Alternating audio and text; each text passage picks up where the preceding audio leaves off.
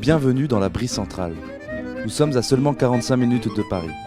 C'est ici, dans cette campagne digne d'un poème de Charles Péguy, que se cache le domaine de Beaulieu.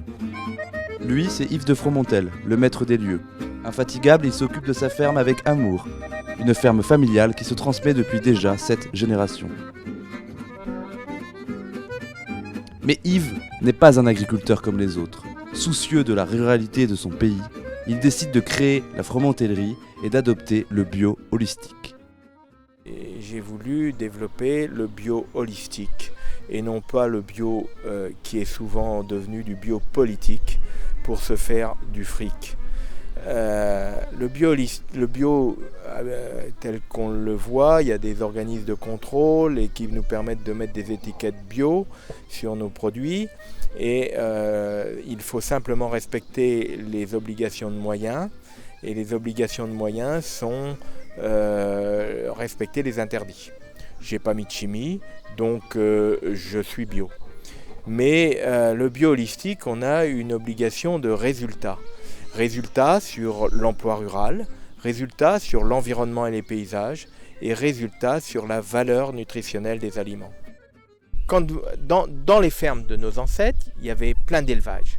Mais il y avait des herbivores, mais il y avait des poules, il y avait des canards, il y avait des cochons, il y avait de tout. Et on transformait le lait.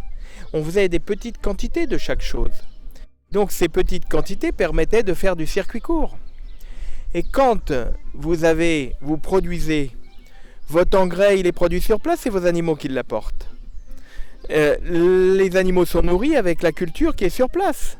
Donc vous respectez l'environnement. D'abord, vous n'allez pas boucher la source. Vous n'allez pas virer le petit bois parce que ça fait de l'ombre aux animaux qui sont dans les prés.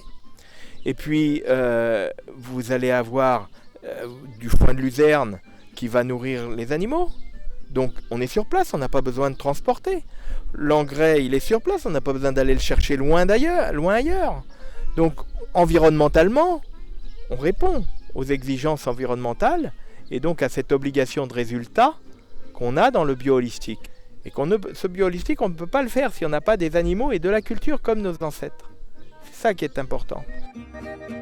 Une complémentarité entre production animale et végétale qui vise l'équilibre biologique et naturel des plantes et des animaux.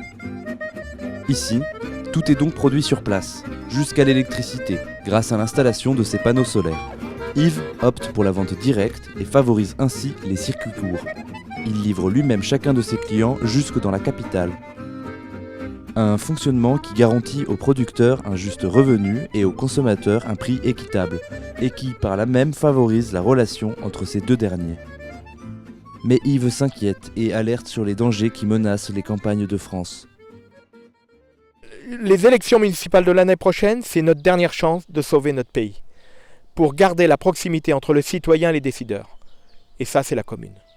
Et donc, pour pouvoir y arriver, je pense qu'il faut élire des conseillers municipaux et des maires qui soient conscients de ça et qui auront la volonté d'œuvrer pour recréer du travail, de l'artisanat et de la paysannerie dans nos communes.